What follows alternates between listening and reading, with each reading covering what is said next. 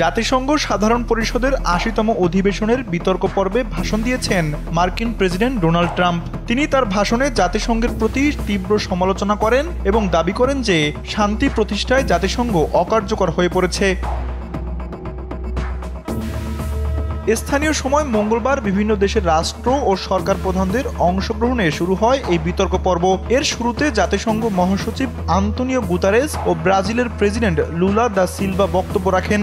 এরপর পোডিয়ামে উঠে মার্কিন প্রেসিডেন্ট ডোনাল্ড ট্রাম্প বলেন, জাতিসংঘের অসাধারণ সম্ভাবনা রয়েছে, তবে এটি সেই সম্ভাবনার কাছেও পৌঁছাচ্ছে না।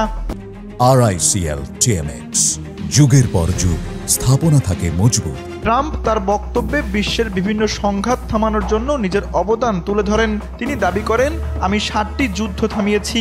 যদিও অনেকেই যুক্তরাষ্ট্রের মধ্যস্থতার ভূমিকা নিয়ে প্রশ্ন তুলেছে, এসব সংঘাতের মধ্যে তার মতে জাতিসংঘের কোনো কার্যকর পদক্ষেপ ছিল না। ট্রাম্প বলেন, জাতিসংঘের পরিবর্তে আমি এই কাজগুলো করেছি, যা খুবই দুঃখজনক। জাতিসংঘ কখনোই এসব ক্ষেত্রে সহায়তা করার চেষ্টা করেনি।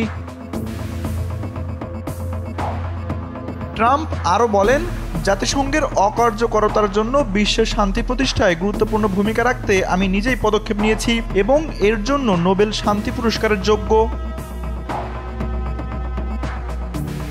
ট্রাম্প তার ভাষণের শুরুতেই একটি মজার মন্তব্য করে বলেন, জাতিসংঘের সদর দপ্তরে যখন আমি পৌঁছাই সেখানে আমি একটি ভাঙা লিফট পেয়েছি।